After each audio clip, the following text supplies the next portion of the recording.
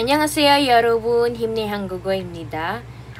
Ang lesson na ito ay para po sa mga Filipino learners. Ito po ay step by step sa pag-aaral ng basic Korean grammar. Ang ating lesson for today ay adjective or verb plus ayo, oyo, ending. So, saan ba natin at kailan ba natin ginagamit yan? So, ang adjective, reviewin natin sandali. Ang adjective, ito po ang mga salita na naglalarawan sa tao, sa bagay at hayop. Halimbawa, kung ilalarawan mo ang isang tao, pwede mong sabihin siya ay matangkad, siya ay mababa, siya ay payat, siya ay may mahabang buhok, siya ay maganda. So, ganun po yung mga salita na tinatawag nating adjective o nagbibigay o naglalarawan sa tao, bagay o hayop. Yung verb naman, ito naman yung mga salita na nagpapakita ng paggalaw or mga activities, motion, movement, mga paggalaw. Yun po yung tinatawag nating verb. So, sa salitang adjective o kaya naman ay verb, ay pwede nating ikabit o i-attach ang ayo, oyo, ending. So, hakyue kayo. Ang ibig sabihin nito I go to school or I'm going to school. Okay, so si ayo or oyo ending, yan po ay ginagamit natin sa mga salita na yan, kasalukuyan or sa present tense po natin siya ginagamit sa kasalukuyan. At ito po ay sa speech style niya na polite form. So, pag ginamit daw natin si ayo, oyo ending, po ay may pagkapakita ng paggalang. Dahil yan ay polite form. Sa, kailan pa natin ginagamit si ayo, oyo ending? So, itong speech style na to ay, ano siya, ginagamit natin siya sa daily conversation. Okay? So, sa araw-araw ng pamumuhay natin, ay ginagamit natin itong speech style na to. Kapag kausap natin halimbawa ating pamilya, yung mga kaibigan natin, at yung mga halimbawa kasama natin sa trabaho na medyo ka-close natin, so pwede natin gamitin itong ayo, oyo, ending. So pwede din natin siyang gamitin kapag tayo ay nagsasalita ng mga pangungusap na nagtatapos sa period. Okay? At saka naman yung pangungusap na nagtatapos sa question mark or patanong. Halimbawa, may tinanong ako sa'yo, gamit ko si ayo, oyo form. Kapag sasagot ka, pwede mo rin siyang gamitin, si ayo, oyo form. Okay? Pwede siya making statement or asking a question. Okay? Basta tatandaan natin si ayo, oyo form ay polite speech style po siya. Ibig sabihin, polite, may paggalang, at ginagamit natin sa present tense or sa kasalukuyan. Ngayon, tingnan natin paano po tayo magko-conjugate ng ating adjective or verb at paano natin i-attach si ayo, oyo, ending. Okay, so ito, tingnan natin. Kapag daw po ang ating verb stem ay nagtatapos sa vowel a. Kapag nagtatapos sa vowel a or sa vowel u, ang ikakabit natin ay ayo. Diba dalawa yan? Ayo, oyo. So, kapag ang kanyang huling vowel ay a, tandaan natin a, o kaya naman ay u, ayo po ang ikakabit natin. Okay? Ayo. Yan. So, isang rule, last vowel is a. Diba? A or u ang kakabit natin ayo. Pero halimbawa, last vowel niya ay a. Pero ang kanyang huling letra ay consonant. Ano bang ibig sabihin nun? Yan. Tingnan natin yung halimbawa dito. Diba? First thing na gagawin natin kapag tayo ay nagko-conjugate ng verb or kung tayo ay may ikakabit na sa ating verb or adjective, tayo ay magko-conjugate, natatanggalin natin si da. Okay? Diba yan, naka-dictionary form pa siya kasi nagtatapos pa siya sa da. So, verbs and adjectives, lahat yan nagtatapos sa da. So, kapag ko-conjugate na natin sila, tatanggalin si da, ito na lang ang matitira. Ang tawag natin dito ay verb stem or adjective stem. Okay, stem ang tawag natin dyan. So, tingnan natin dito.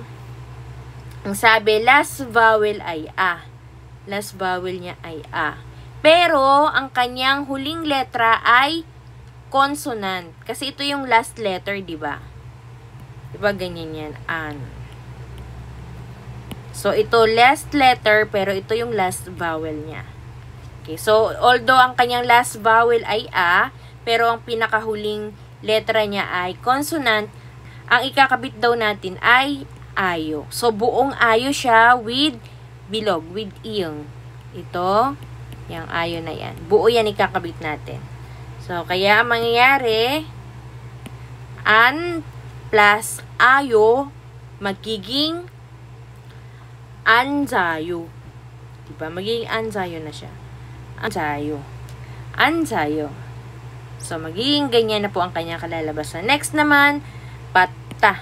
Patta, to receive. Anjayo is to sit. Pat plus ayo. So, same sila ng case. Kaya magiging padayo. Padayo. Padayo. To receive. Tanggapin. Padayo. Padayo. Anjayo. Padayo. Yan. So, ang kanyang last vowel ay A, pero ang kanyang huling letra ay consonant. Buong ayo ang ikakabit natin. So, ito naman, ang kanyang huling vowel ay A. Ang ikakabit natin ay ayo. Pero since parehas kasi silang A, kumbaga, yung isang A dito ay madidelete na siya. So, instead na ayo ganito, ang kuhain lang natin ay yo. Yan. So, kumbaga, yo lang ikakabit natin. Kasi parehas silang A. So, isa delete. Kada, to go. Kada, conjugate natin, tanggalin si da, malitira ang stem, kunin natin si yo. Kaya, magiging kayo. Hakyue kayo. Kayo. So, same kay chada. Chada to sleep. Conjugate natin, matitira si cha plus yu. Ayu. Chayo. Chayo. Chayo to sleep. Okay? Kapag parehas A, deleted na yung isang A. So, yun na lang ang kuhain natin. Kada, kayo, chada, chayo. Algasaya, yarobun. Intindihan niyo po? Cha, dito naman po. Kapag last vowel naman ay U. Okay? Natapos na tayo kay A. So, basta A o kaya naman ay U, ayo ang ikakabit natin. Kapag naman last vowel and last letter is U, ang ikakabit natin ay ayo without itong bilog. Okay? Kasi pag didikitin natin yan, magiging ganito ang kanyang resulta. Parang pag i-contract natin, pagsasamahin natin yan, magiging ganito po siya.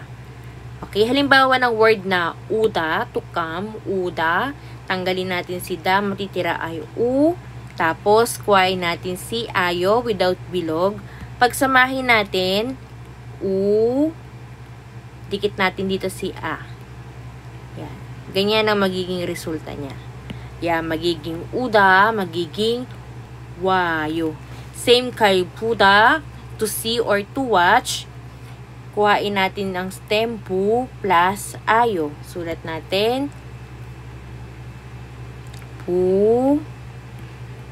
Dikit natin si a dito sa gilid. Magiging ganyan. Puayo. Puayo.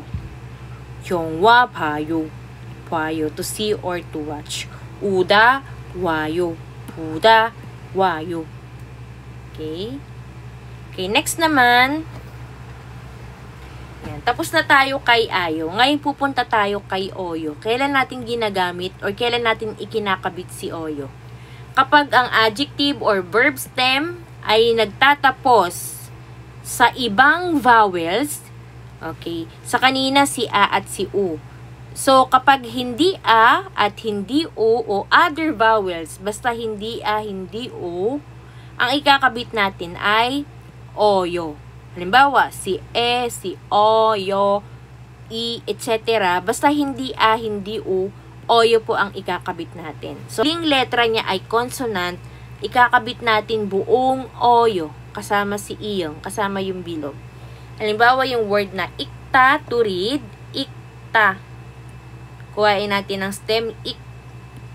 Okay, dito, ang kanyang huling letra ay consonant, pero ang kanyang huling vowel ay i. Okay? Ikakabit natin buong oyo, magiging ilgoyo. Ilgoyo. Ilgoyo. Ilgoyo. Ilgoyo. Next naman, mokta. Tanggalin natin si da, matitira ay mok. Mok. Ang kanyang huling letra, nagtatapos siya sa consonant. Pero ang kanyang last vowel ay o. O. Okay? Other vowel, basta hindi a, hindi u, oyo kakabit natin. Kaya mok plus oyo magiging mogoyo. Mogoyo. Mogoyo. Okay, next naman. Kapag naman ang iyong vowel nagtatapos sa e. Nagtatapos sa e, o, at yo, ang ikakabit lang natin ay yo.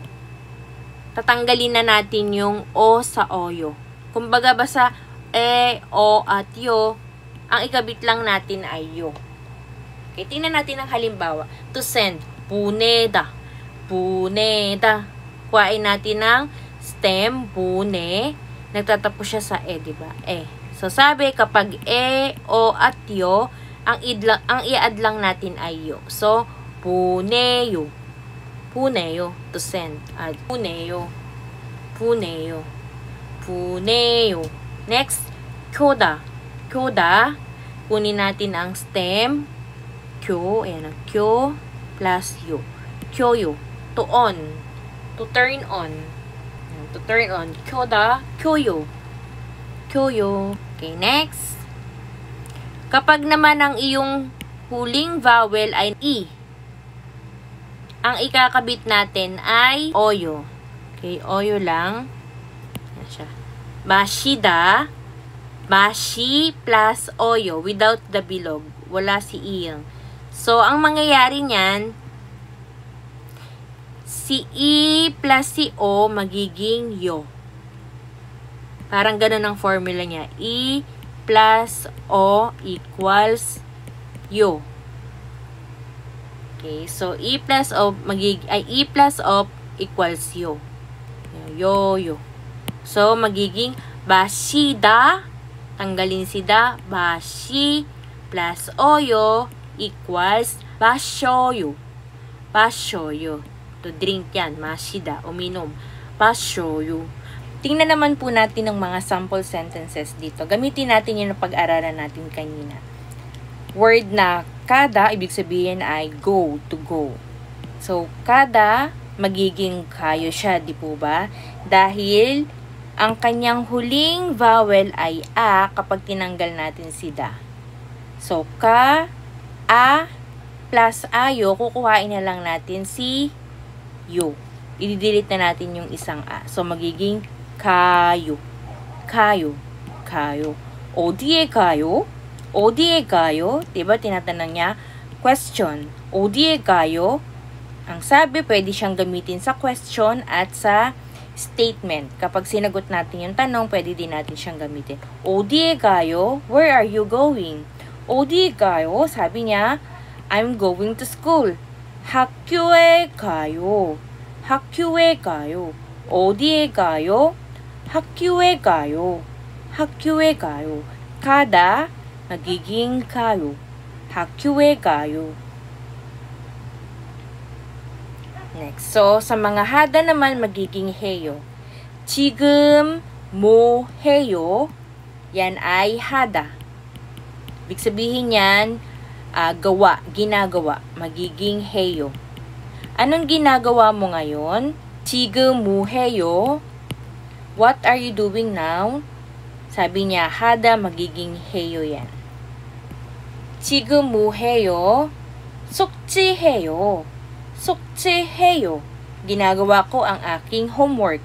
숙제하다, nagtatapos po siya sa hada, kaya magiging 해요. 숙제하다, 숙제해요. 숙제해요. 하다, magiging 해요. 지금 뭐 하다, 지금 뭐 해요? 숙제해요. Ginagawa ko ang aking homework.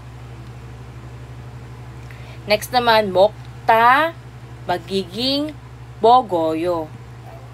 먹다, last vowel niya ay o, kaya ang i-add natin dyan ay oyo. Yan. Meron siyang patchim, kaya buong oyo ay kakabit natin. 먹다, magiging 먹어요. 피자를 먹어요. I'm eating pizza. 피자를 먹어요. At ito, subukan nating sagutan. 마시다. Diba si 마시다, ang kanyang huling vowel ay i. Si i daw, kapag ikukumbay natin kay o, magiging yoyo. Kaya, 물을 blank, 물을 blank, 물을 땡땡땡. Are you drinking water? 네, 물을 땡땡땡. Yes, I am drinking water. So, si Mashi, ano po ang magiging sagot sa kanya? So, sa lahat po na nanonood ng aking video, pwede po kayong mag-comment para sa inyong sagot. Ito pa po ang ilang mga adjective and verbs na nakakonjugate kay ayo, oyo ending. So, 운동하다, magiging 운동해요. 운동하다, 운동해요. 쉬다, to rest, 쉬다, 쉬어요. 쉬어요. 쉬다, 쉬어요. 맛있다, masarap, 맛있어요. 맛있어요. 맛있다, 맛있어요. 기다리다, 기다려요. 기다려요. 기다리다, 기다려요. 싸다, 싸요. 싸다, sayo, bumili, sada, sayo. Okay, so hanggang dyan po ang ating napag-aralan sa araw na ito. Recap natin.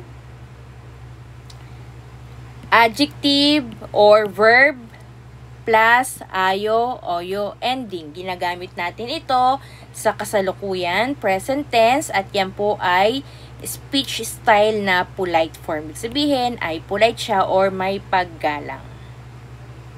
So, ginagamit natin yan sa mga daily conversation sa ating family, friends, at sa mga malalapit sa atin. 감사합니다, 여러분. 다음에 또 봐요. 감사합니다.